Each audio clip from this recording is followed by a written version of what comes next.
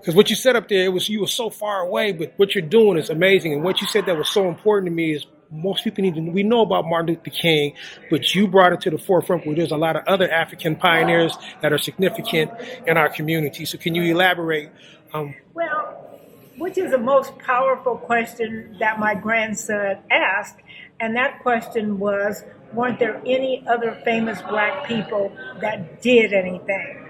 And so from that, today, we have 22,000 square feet of black history because there is so many other people besides Dr. King that did such great things that people know absolutely nothing about. Medgar Evers, Booker T. Washington, Shirley Chisholm, the list just goes on. And these are people that we stand on the backs of their shoulders for all of the things that they have accomplished to make everything better for us. So here at the Domini Hoskins Black History Museum and Learning Center, the Learning Center part is so important because as Malcolm X, as all of the smart leaders have said, knowledge is so powerful. So we have to come together as a race of people and understand that we have contributed so much to make this country great. And we're continuing to do this every day. We have to get over the fact about slavery. We came from royalty, kings and queens, when our ancestors came to America. That's where slavery came in. But then you have to stop and think. Through slavery, Jim Crow, lynching, all of that, we as a race of people are still standing. We're still standing strong. We're still doing so many great things. I mean, even everybody, you're on Facebook, you're on that computer, and you stop and think. Everybody heard about the science program. But where did the three women come from in Hidden Figures? So there were so many more people out there that we don't know about. So this is an opportunity to come to the Domini Hoskins Black History Museum. We're open from Tuesday until Sunday, 11 to 5, and learn your history. You're going to walk out of here with your chest so proud to say, I am black and I am proud. And can you elaborate on Black History just shouldn't be the month of February. It should be 12 months out of the year because there's so much information. February should be a month that we celebrate Black history. But we should be educating and talking about Black history throughout the year. But here again, that is something that we as a race of people had let go on and let it continue to happen. So come the end of February, I feel disrespected that come March 1st, you are saying to me, I don't want to talk about you or your history anymore until February. Why?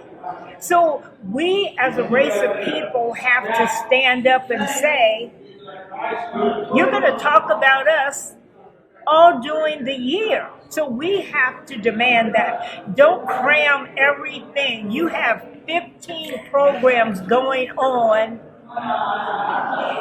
one Saturday. So come March 1st, what are you going to do? Then you're looking around for something to do. But on March 1st, I am still a proud black woman, proud of my history, and want to be able to share that history. Wait, hold on, Coach Winston. Coach Winston from the former Dynamites. This is Coach Winston, everybody from the Oakland Dynamites, our conditioning coach. Right here, Coach Winston. How you doing, Coach? I'm doing fine. How you doing, Mario? I'm doing real good, Coach. You saved my life, Coach. Just want to let you. I always tell your son that. Do I always tell you that?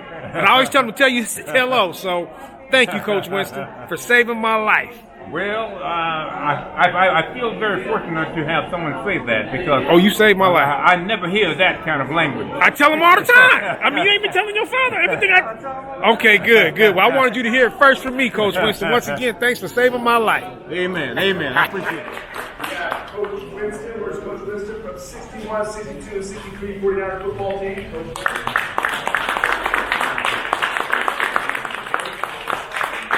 We have my old roommate, teammate Stanford, and my current roommate, Toy Cook.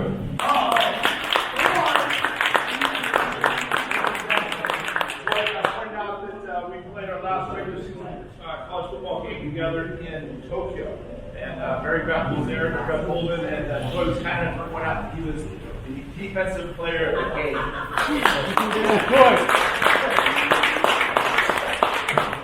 First of all, this is fantastic. All this history. Where's Mrs. Hoskins? I don't know. This is unbelievable. Thank you for having me here. Race Normie. My name is Toy Cook. I got a call from Sam Farmer of the LA Times. He's a Hall of Fame writer, and he asked me, a lot of you guys have probably heard about our CTE concussion lawsuit, and you had to go to a neurologist, and they basically had set up this test, which they used these guides and principles called race norming, in which we were if you were black, your numbers were devalued, right? So my argument was, when I came into the league, if this was the average intelligence of the league, this was my intelligence. And then at the end of my career, I dropped down this far, but I'm still above the rest of the norm. But I suffered, right? And so when you look at how they referee the games, now the hits that John took, the hits that, if they refereed Ronnie Lott would not be in the Hall of Fame under the rules that are played now, right? It is because they have to protect their investments. When Mr. Winston was playing, I said in the 60s, and you talk to any older players, they all had two jobs. Playing, and then they had another job. And they treated those guys like they would how you treat your truck. But when you start paying guys like the Ferraris, you see how they treat them. And so, knowing the way they practice, knowing the way they don't hit, knowing all of that being, we feel like there should be some kind of offer and compromise. We shouldn't even be talking. They settled with Colin Kaepernick. They're going to settle with Brian Flores. And then all these guys, the Allen Kennedy, Winston, all of the 49ers, the people that came before me. And just to let you know, I was the player rep. I played 11 years in the NFL. John and I came into Stanford together as freshmen in 1983. John's in the Stanford Hall of Fame for football and basketball. And just to let you know, I love telling the story. I believe him to be the greatest athlete in this area.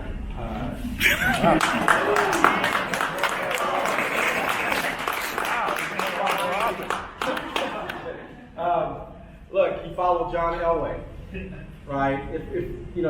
I'm from Los Angeles, so I grew up in Los Angeles. But if he was at UCLA, he would have followed Troy Aikman. He would have ended up being in the Hall of Fame for UCLA. He would have ended up in their basketball Hall of Fame, and he would have been on the Super Bowl team for the Rams. He's on the Niner Ram team. He's in the Stanford Hall of Fame for football and basketball. 4-year starter in both sports. And we were both Theta Delta, and we were roommates in college, and we're roommates now. We're like the odd couple, and I'm Felix. So on the race norming, look, for the history as it was talked about, to me, we call it just another Tuesday. It's just a Tuesday. The gentleman, my parents, I'm 1964. That's when I was born. We didn't get the Voting Act until 1965, right? So, that all being said, this is still the greatest country in the world. Not even close. Wouldn't want to be any other place other than here, but there's still a lot that is wrong, but people are trying to do the right thing. this is the right thing. You people coming to support is the right thing. What he's doing is the right thing. So I'm just happy to be here. Obviously not happy with the situation, but look, football is the greatest to me in terms of entertainment. If you just want to know about it. We just came off the 2 worst years. I mean, it's a joke. You're going to tell me there was a time where you couldn't even walk around the dish. Or you had to walk one way. Because God forbid the wind blows and it's like what? That being said, I'm just happy to be here. Lucky to be alive. Happy to play in the NFL for 11 years. And I was going to say this. So coming off the 2 years, think about it. The worst recession ever. Each team made an additional $300 million each, just off the broadcast rights. And that was when they were having games with no fans. And if you want to really look at it, you saw what happened with the coaches, right? Brian Kelly or Chip Kelly from Notre Dame, and then the coach, thank the Lord, from Nebraska's coming to SC, Lincoln Kennedy. $10 million a year. Once again, do you guys see any players or coaches take haircuts during this time? No one. Team values went up. Salaries went up. This business of sports, it's the one thing that's going to save us, in my opinion, is our ability to play sports and our ability to control content. That being said, this was great. I'm Toy Cook. We should all, those people that you named earlier, we should all take a group photo. One picture, and then we should all take a group photo at the end. This is what I did. Toy. What, Jack? Hey, Toy. I see Bob over there. And Jack, say hello to Jack Pay, superstar.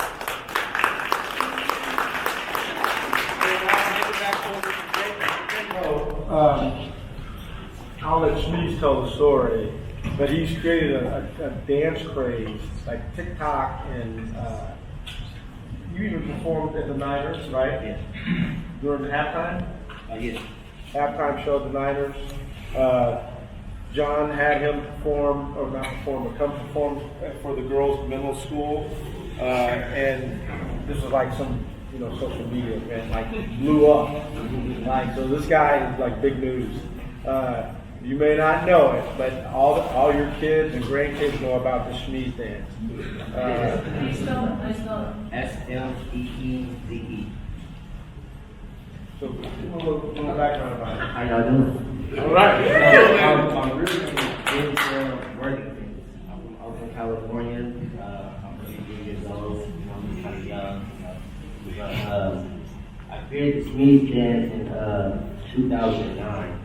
I was watching House Party with Kid and Play. This is my team. It's not my team. We have a team together. We go by the Turkey. If you ever heard of that group from Oakland. And we had a rain video that went viral. Y'all may have seen it. We was dancing on the corner in the rain. There's an RIP video in Oakland. We had that's like the first time we went viral. Before YouTube and Instagram, all that, we went viral. Celebrating our friend's life that passed away on that corner. So, we're the Turpins. This is my brother, Kid Actor. This is my brother, Jake Curry. This is my brother, Steve Seven, and Kevin Steve. So, we were doing this always in freestyle. We do a dance style called Turf Dance.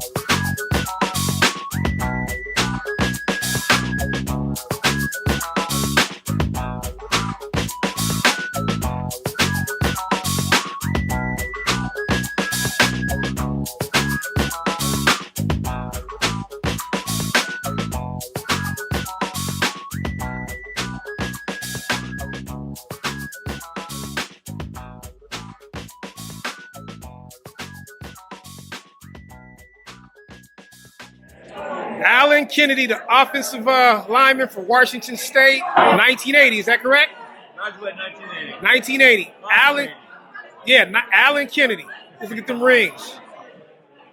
It's in there. All right. So anything you want to tell the WSU alumni? What does it say? We beat the Dogs last year. Life was good. Go Cougs. Always. And then he played Body at Sacramento. That's where we first met. John played on like 18, 14. All right, what I got? Scooter Berry here with a shout out to Oaktown. Gotta have props with my brothers and love to be back. Thank you so much. All right. And Mr. Cook, can I get a quick shout out from you? Yeah. Where you from? I know you went to Stafford. How many years in the pros? Troy Cook, 11 years in the pros, Super Bowl winner in 1994, interception in the Super Bowl, College World Series winner in 1987, 3 for 5 in the championship game. All I do is win. Shout out. Happy Black History Month. There you go. So basically, I want to talk about the Oakland Dynamites and Nevada Euro Trojans. Back in, we worked everything out. Back in '78, we won. We won. It was 6. I think it was 7. It was 7-6. We were behind in the fourth quarter, and we ran a out and up to Java. And the defensive back on the right side with those Viking-looking uniforms bit. And then Java went long, and I hooked it up there. We scored at Laney College and beat them. I think it was like 12-7. There you go. There you And go. I know you played back in 74-75. You guys won, even though you look younger than me now. So I don't know how that is. And the name of this program, real quick, and how many years you been? This here is the Hoskins pop-up museum. They're looking for a full-time location for it. And then our organization that I represent is I'm the president of the NFL Alumni Association, NorCal Chapter. And we have these great supporters like you. Thank you. Thank you. Thank you. Coach Bob me was going to sing the national anthem tomorrow night. Oh, there you go. For the Warriors? Yeah, the national anthem for the Warriors, yes. But actually he's going to do Warriors don't want to practice give me in enough the money. They just want to give me a beer and send me home.